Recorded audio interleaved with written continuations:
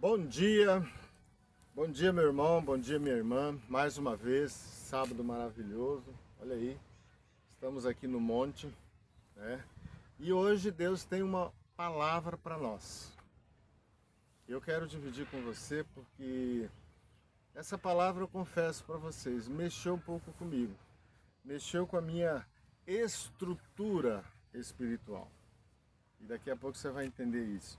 Porque foi uma coisa assim tão simples, uma coisa assim tão natural, né? E talvez por isso que ela tenha feito assim tenha mexido com meus brios espirituais.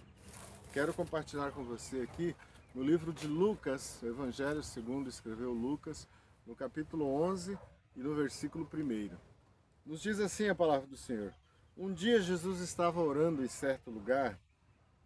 Quando acabou, disse-lhe um dos seus discípulos: Senhor, ensina-nos a orar, como também João ensinou aos seus discípulos. Meus irmãos, eu vou confessar uma coisa para vocês.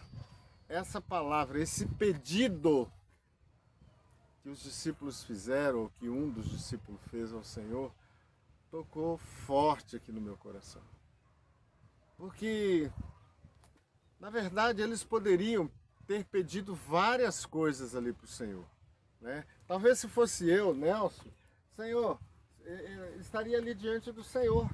Senhor, me dá os números da Mega Sena acumulada do final do ano. É brincadeira, é claro. Senhor, me dá uma mansão com piscina. Senhor, me dá um carro de tal marca, tal modelo, 0 quilômetro, enfim, né? Mas os discípulos, irmãos, eles foram lá na espinha dorsal espiritual de Jesus e fizeram só um pedido: Senhor, ensina-nos a orar, como João ensinou aos seus discípulos. Gente, eu fico imaginando assim, ó, talvez a alegria do Senhor em ouvir aquela palavra. Por quê? Porque quando eles pedem para o Senhor ensiná-los a orar, talvez Jesus olhou assim para eles e falou: olha, esse pessoal querem um compromisso com o meu reino. Você já se deparou com isso? Esses discípulos, talvez Jesus tenha pensado, isso quem disse sou eu, tá, gente? Talvez Jesus tenha pensado: olha, eu acho, ou eu tenho certeza, de que eu fiz a escolha certa escolhendo esses discípulos para estar comigo. Porque não foi um pedido qualquer. Eu estou imaginando, eu estou aqui no monte, eu não sei quantos metros de altura tem aqui, talvez uns 300, 400, 500 metros, não sei. Sei que é muito alto, olha que visão maravilhosa, que vista linda. Mas eu fico imaginando Deus lá no céu, ouvindo esse pedido que um deles fez: Senhor, ensina-me. Ou seja, Senhor, eu quero te servir. Senhor, eu quero fazer parte do teu reino. Senhor, eu quero, olha aí, para onde o Senhor for, eu quero estar junto. Enfim, eu quero esse compromisso. Só que para eu fazer tudo isso, Senhor, eu preciso aprender a falar contigo. Eu preciso aprender a orar. Eu não sei orar. Muitas vezes, irmãos, já aconteceu comigo também, alguns anos atrás. Às vezes a gente atropela uma palavra aqui, outra ali, se perde em alguma frase, em alguma oração. Muitas vezes estamos orando aqui, mas o nosso pensamento se desvia para outras coisas. Talvez você, dona de casa, com seus afazeres diários, é marido, é filhos, é escola, é almoço, é cuidado da casa. Talvez você, homem, é preocupação com a empresa, com atender melhor o seu cliente, enfim, são tantas as preocupações diárias que muitas vezes a gente não sabe por onde começar ou como começar uma oração. Mas Jesus não deixou eles em branco, não. Olha só o que nos diz aqui a palavra. No livro de Mateus, no capítulo 5, 6, deixa eu ver aqui. Jesus então atende o pedido, Mateus capítulo 6, atende o pedido daqueles discípulos. E de uma forma simples, como eles pediram, o Senhor ensina-nos a orar. Jesus ensina de uma forma mais simples ainda, eles orar. No capítulo 6, no versículo 9, Jesus diz assim, portanto, vocês vão orar assim. Aí Jesus nos dá o quê? Aquele modelo de oração. Esse modelo de oração eu creio que já foi feito em todas as nações do mundo. Mais de 200 nações que nós temos aí, segundo a ONU. E é uma forma assim tão simples, irmão. Muitas vezes as pessoas, eu tenho prestado atenção em algumas pessoas, na igreja principalmente, quando elas vão orar, elas às vezes fazem tanto barulho. E acreditem, Deus não está no barulho. Assista uma mensagem minha aí sobre Elias, que vocês vão entender o que eu estou falando. Às vezes elas querem orar e fazem tantas pirotecnias. Mas Deus não está na pirotecnia. Mas Nelson, Deus está aonde então para ouvir a minha súplica, a minha oração? No seu trono de glória no céu. Acredite, meu irmão, quando o Senhor está ouvindo a sua oração, talvez ela não tenha importância para mim, para a pastora Selma, para a igreja ou para alguém que esteja do seu lado, para o seu esposo, para a sua esposa. Mas Deus, para Ele a sua oração tem importância. Quando você começa lá, talvez no seu local de trabalho, na sua casa, no seu quarto, enfim, no seu carro, quando você começa dizendo assim, Pai, sabe o que eu imagino, irmãos? Lá no seu trono de glória, Deus fazendo isso aqui, ó. Silêncio. Alguém está precisando de mim. Alguém está me chamando, alguém precisa de um socorro imediato.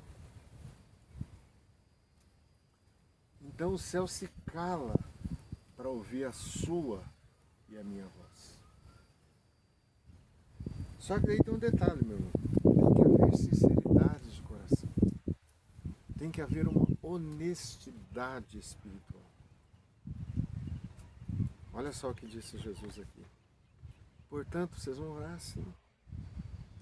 Pai nosso que estás no céu, santificado seja o vosso nome. Venha o teu reino e seja feita a tua vontade, assim na terra como no céu.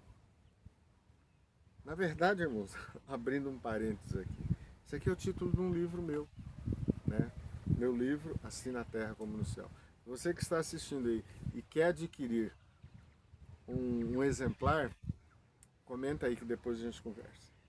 Só que Jesus aqui nos ensina 3 modelos, ou melhor, 3 formas que essa oração do Pai Nosso nos ensina. Jesus nos fala do presente, do passado e do futuro nessa oração. Mas como assim, Nelson? De onde você tirou isso? Eu vou compartilhar com você aqui. O pão nosso de cada dia nos dai hoje. Jesus está falando do presente.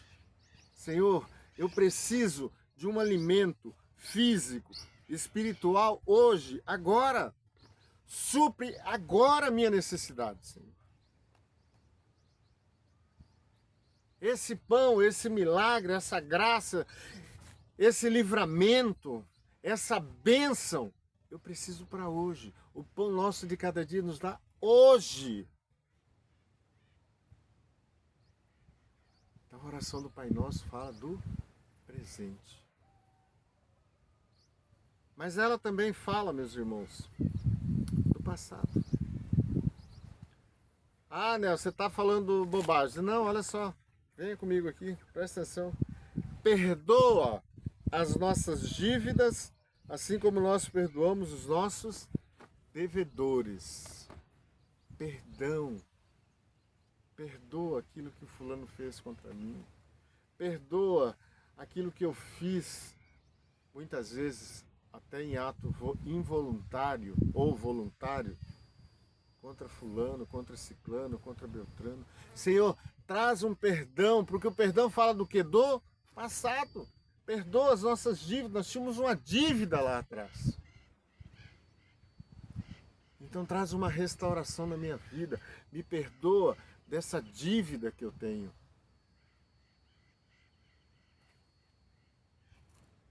E com o perdão, Senhor, traz misericórdia. O que é misericórdia? É um presente que você não merece, imerecido. É um favor imerecido que Deus te dá. Isso é misericórdia. Senhor, além do perdão, traz misericórdia também. Então veja bem, a oração do Pai Nosso, muitas vezes a gente lê ela, ou fala dela, ou ora ela, mas sem entender muito bem o contexto. E ela também fala do futuro. Vem comigo aqui, presta atenção no versículo 13. E não nos deixes cair em tentação, mas livra-nos do mal, porque teu é o reino, o poder e a glória para sempre. Então, quando o Senhor nos ensina ali, não nos deixe cair em tentação, porque a tentação é uma coisa que pode acontecer no futuro, pode acontecer no passado, no presente, perdão. Mas, Senhor, traz um livramento para a minha vida, Senhor. Não me deixe cair em tentação, não me deixe fazer bobagem, não me deixe pensar bobagem, não me deixe sair da tua presença, Senhor. A Bíblia conta a história de Davi. Se hoje existe uma nação chamada Israel, é porque existia um rei chamado Davi. E Davi pisou na bola com Deus. Foi muito grave o que ele fez. E quando ele se arrependeu da bobagem que ele fez, do pecado que ele cometeu, ele correu para Deus e falou: Deus, olha, não tem como eu apagar aquilo que eu fiz. Não tem como eu voltar lá atrás e refazer tudo de novo. Mas eu quero ler aqui com vocês, meu irmão. Olha o que Davi fez quando ele cometeu esse ato de loucura, esse desatino espiritual diante de Deus. No capítulo 51 de Isaías, ele escreve no livro, capítulo 51 de Isaías, não, perdão, de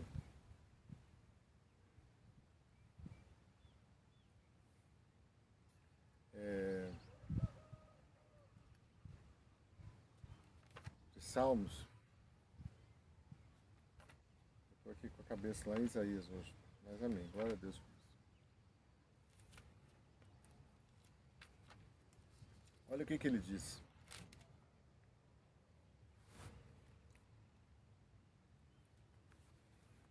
Cria em mim, ó Deus, um coração puro e renova em mim um espírito reto. Não me lances fora da tua presença e não retires de mim o teu Espírito Santo. Nós estamos falando aqui do futuro, não esquece disso. Nós estamos falando aqui, ó, Senhor, não me deixe cair em tentação. Então me protege, Senhor. Porque Isaías pisou na bola com Deus, caiu em tentação, e o ato que ele fez, a loucura que ele fez, ele teve que recorrer para Deus. Então, irmão, quando você for orar, presta atenção nessa palavra. Senhor, Pai nosso que estás no céu, santificado seja o teu nome, tal. Deus, me dá hoje um alimento. Eu preciso de hoje, presente. Senhor, perdoa aquilo que eu fiz lá no passado, muitas vezes por ignorância. Muitas vezes porque eu pisei na bola, Senhor, não porque eu quis, ou outras vezes porque eu quis, foi voluntário. Mas tem misericórdia de mim. E para terminar aqui, meu Deus, apaga as minhas transgressões. Não me deixe cair em tentação, mas livra-me de todo mal. Meu irmão, minha irmã, que esta palavra nesta manhã possa falar no teu coração, assim como falou comigo. Senhor, eu preciso aprender a orar. Me ensina. Romanos capítulo 8, versículo 26 diz que o Espírito Santo é Ele que intercede por nós com gemidos inexprimíveis. Então, quando você for orar, irmãos, e não souber usar palavras, convide o Espírito Santo para ficar ali do teu lado. O Espírito Santo me ajuda, me ensina a fazer a vontade de Deus. Que Deus te abençoe nesta manhã. Se você ainda não se inscreveu no nosso canal, se inscreva, deixa seu comentário dessa palavra. Até o próximo final de semana, irmãos.